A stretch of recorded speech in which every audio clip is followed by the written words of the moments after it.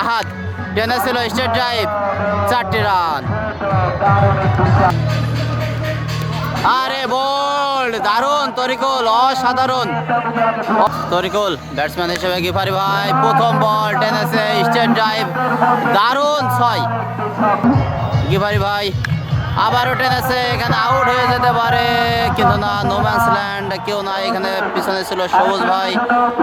বল ফেরত পাঠানোর আগে আউট, অবশ্য এখানে রান আউট হয়ে গিয়েছে। এবার কিন্তু টেনেছে, ব্যাটে বলে ঠিকভাবে সংযোগ হয়েছে, বিশাল বড় একটি 6-এর মার। সেই রান সংখ্যা বেশি হয়নি কিন্তু 21 রান হয়েছে মাত্র। এবার কিন্তু 6, 21 আর 6, 27 রান। বল আবারও টেনেছে, আবারও 6। এবার কিন্তু সোলার বল করেছিল, বুঝতে পেরেছে, সোলারটা বুঝতে পেরেছিল এবং কিন্তু সেই বিপ্লব ভাইয়ের কাছে সোলার হিসেবে ইমন প্রথম বলে কিন্তু স্টেট ড্রাইভ করেছে, এখানে ফিল্ডার ছিল জহির, 4টি রান।